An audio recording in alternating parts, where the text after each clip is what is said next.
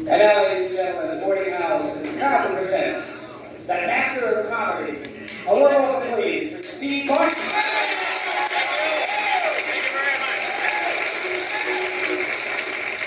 Thank you. Well.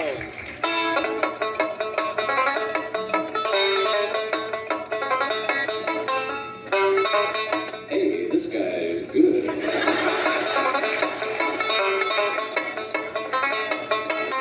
I'm a rambling guy. Well, I'm rambling round. I'm a rambling guy.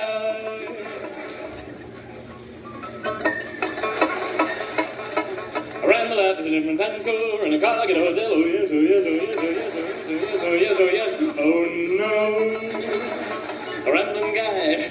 Hey, R-A-M-B-L-I-N apostrophe or rambling. Okay, everybody,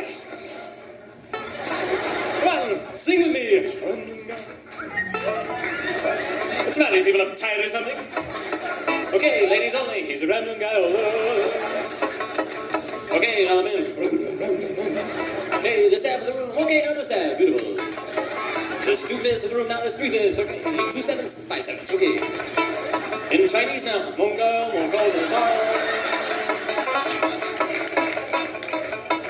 Well, I'm rambling.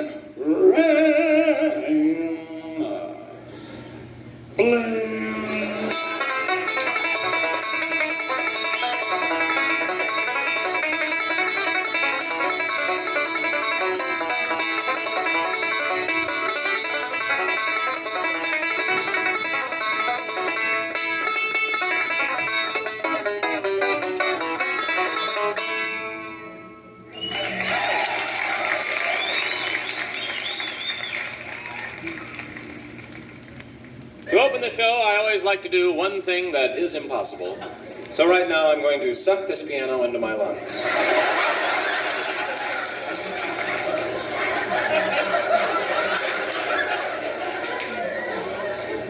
There. Okay, let's get started. We're having some fun, though, aren't we, kids? How many people are here tonight? Raise them up. Good. Okay, this is it. Still $4?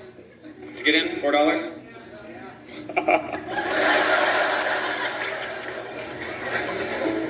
That's not bad, though, you know, $4 in today's world with inflation and all that. It's like nothing. It's like, gee, I got $4. I think I'll throw it out in the street.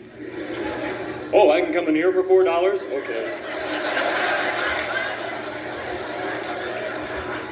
What happens?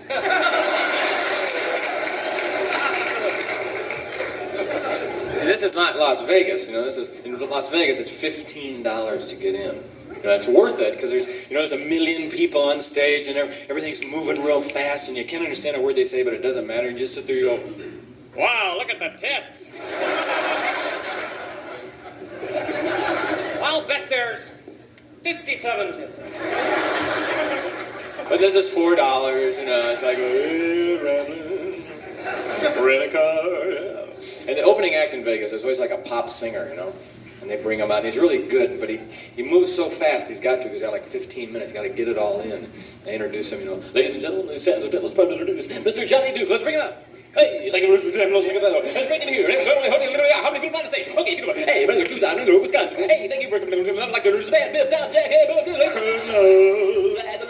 we got another new hepatitis. Okay, thank you. It's good time to make it matter. Like to do a couple of gambling jokes for you. Hey, because I gotta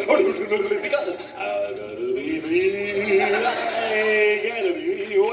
Okay, it's Sammy Davis Jr., personal friend of mine. Okay, now I'd like to do a little dancing for you. Here we go.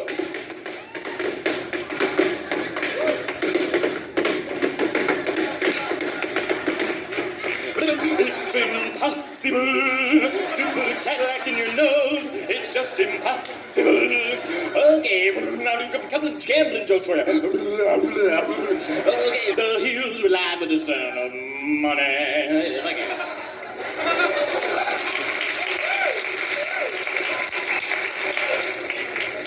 Do I look all right? She comes around. Yeah. But anyway, as I was saying, we're We're basically into the intellectual scene up here, and that's why we're not into that kind of entertaining, huh? Hey. And it is an intellectual town. I enjoy coming here. Like, for example, see, things are always happening to me up here that are just so above everything else. Like, before the show, I was standing backstage, and a couple came back, and they asked me if I was bi.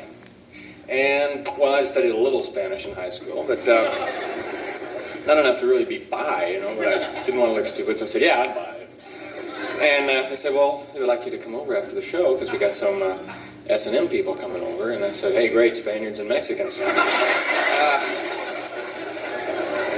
So it'll be interesting to go there after the show, speak a little Spanish, and have the intellectual thing. So this is what I'm into. I'm not sticking with the regular stuff tonight. You paid the money. You paid $4? $4.50? Believe me, sometimes, hey, it's a good investment. Sometimes I come out here, I do $4.75 show.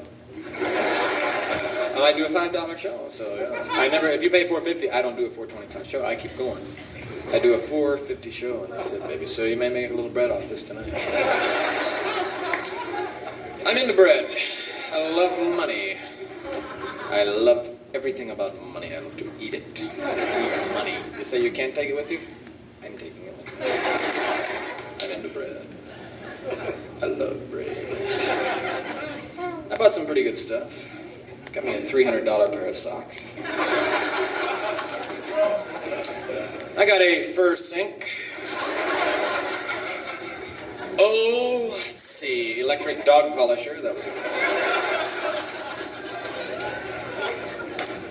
a gasoline-powered turtleneck sweater. And of course, I bought some dumb stuff too, you know.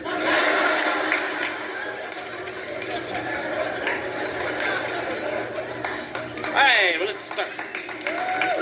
Okay, you paid the money, you're expecting to see a professional show, so let's not waste any more time. Let's go with professional show business. Hey! Let's go.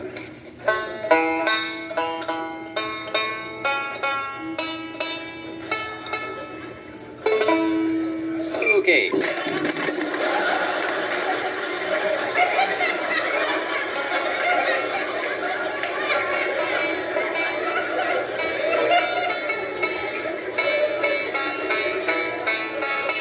I'm on drugs. I mean, you know what it is. It's the deal, man. I'll have to get small. It's a wild, wild drug.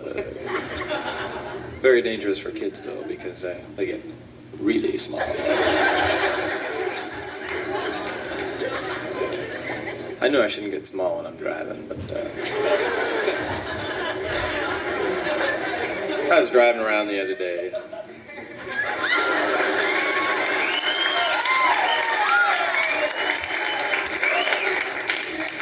And a cop pulls me over. And he goes, hey, are you small? I said, no, I'm tall. He said, well, I'm going to have to measure you. I got a little test they gave you. It's a balloon. If you can get inside of it, they know you're small. They can't put you in a regular cell either, because you walk right out. One night I got really small and got inside a vacuum cleaner, and the drug wore off. I retained the shape of a vacuum cleaner for about 2 weeks. It's wild to get small. You say to me, Steve, how did you get your start? Was it easy for you on the way up? No. I started off at the bottom. I was born a poor black child. And all day long around the house, they'd sing the blues. And then I heard my first Mantovani record. And I knew that this is where it's at for me. This is the kind of music I enjoy. These are my people. So I decided to become white. And had my cock shortened.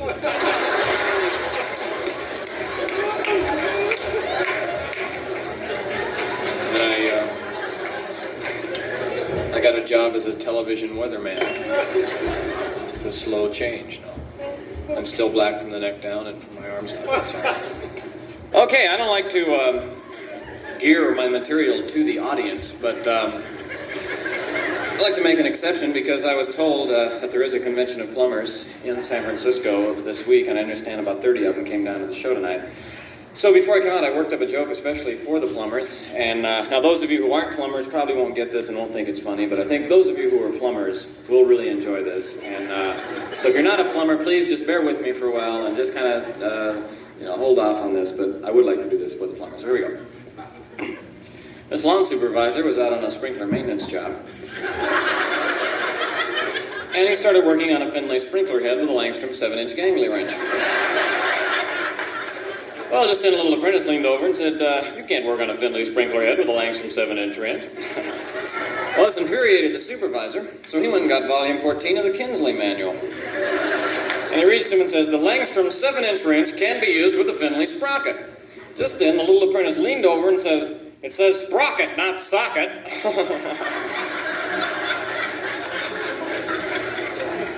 Were those plumbers supposed to be here this show, or was that... Okay. Well, I think we're having fun now, eh, folks? Sure, I'm pissed. But what difference?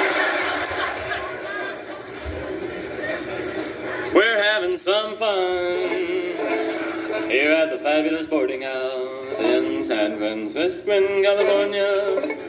We've got music, we've got laughter and wonderful time.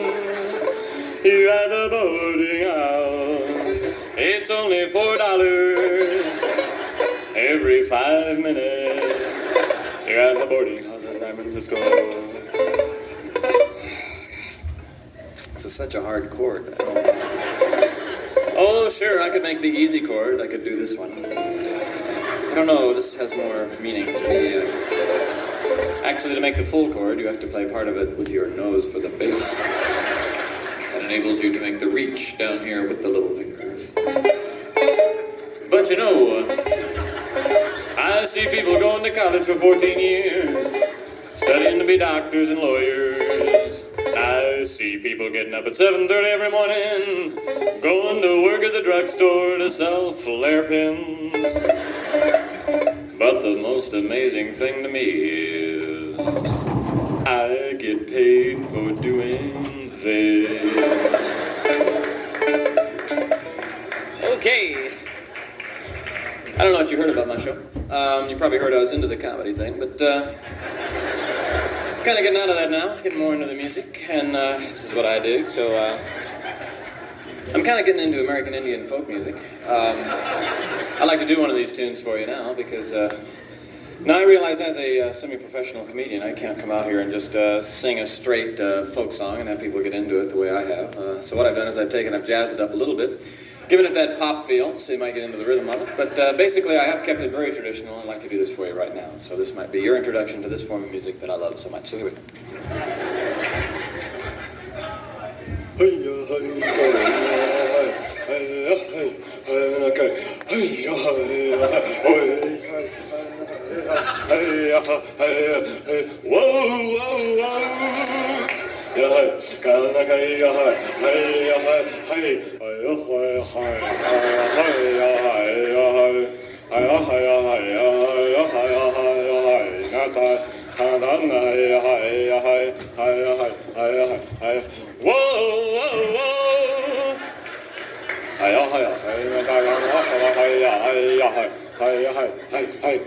Little girl.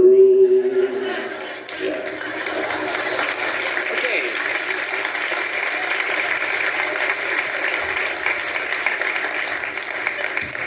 By the way, I don't do any dirty material. I don't like to, I don't know if that's what you came to hear. I don't know if you're saying, oh, I wonder if he's going to be real dirty. Probably. Are any kids here tonight?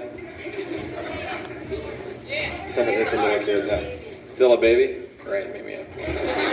No, I don't like to offend people. I don't do those fag jokes or anything like that. Because, I don't like to offend people, and you never know who might be in the audience. So let's just, well, how many fags do we have?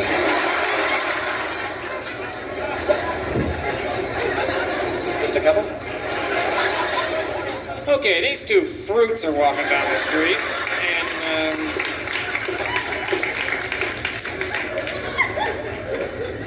I've had a good time since I've been here in San Francisco. There's so much. It's an intellectual town. I'm certainly into that because today I went to the Turd Museum and that was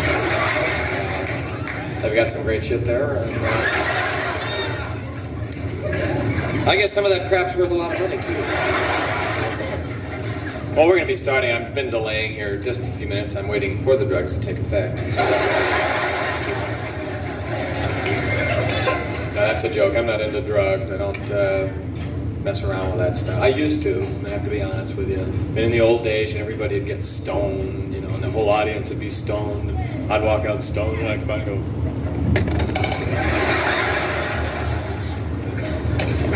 People would be watching me, and they'd be going, "Hey, those guys are pretty good." They come up to me after the show. "You guys were great, man. Hey, you want to smoke some shit? Come on, smoke some shit. Go ahead." "No, I don't want any marijuana." "Marijuana, this is shit. I'm smoking my own shit."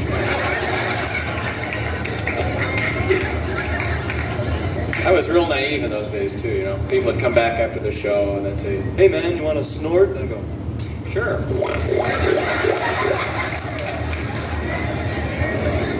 Well, I wouldn't smoke marijuana in California now, man. You get a ticket for that.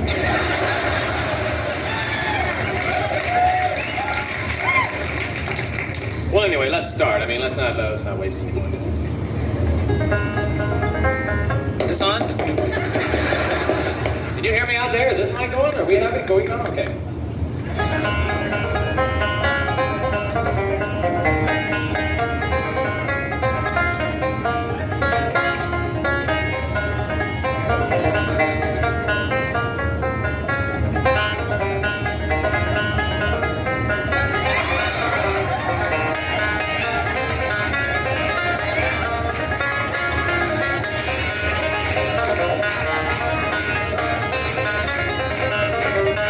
Happy sound, you just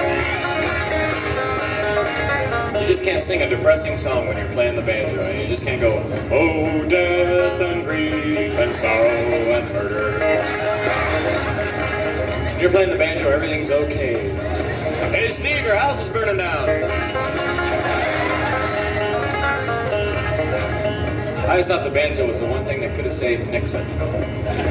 He went on television right at the right time and went, "Ah, everything's great."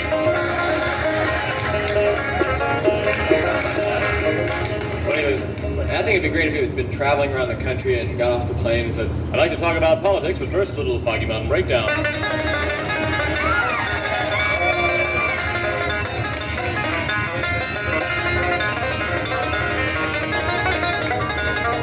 And then he'd go to foreign countries and he'd get off the plane and people would go, "Hey, do Foggy Mountain."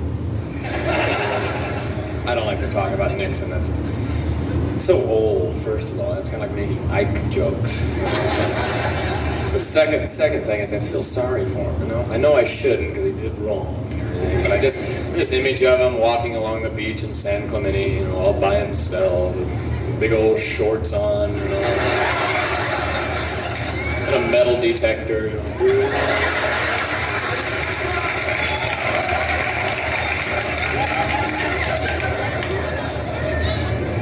Okay, let's get moving now, huh? The banjo's so happy. I think people who are out of work, instead of giving them money, we should give them a banjo. And then go home and, "Did you get a job today, dear?" "Nope." "Doesn't matter, though." Doesn't it seem like Carter should have a banjo? "Oh, help, help, help, help. And what do you think about unemployment?" "Oh, help, help, help. All right, folks. Hey, do you have much crime here? Of course you do, right? San Francisco? Must be a lot of muggers and stuff. I worry because I walk home every night, It's amazing. I come in, "Hey, buddy." It doesn't bother me because I have figured out something. Muggers do not like to rob you if they think you're crazy. Because they're afraid they'll start having to explain, take up too much time and they'll be standing there going, "Okay, one more time. Take the money, give it to me, I'll run off. And then you won't have the money, then you yell for help, okay? No. What? So all you have to do is look crazy, So whenever I have like $10 and I want to walk down the street with it, first I wet my pants. So I get a big stain. Then I take a baby carriage and push it down the street and put garbage in it.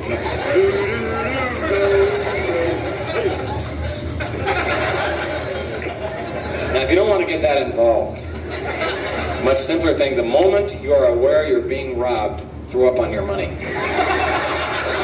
Well, pass. I'll get you next time, nobody. Thanks for coming by. I got a lot of neat things like that, like solutions to the population problem. That's simple. Death penalty for parking violation.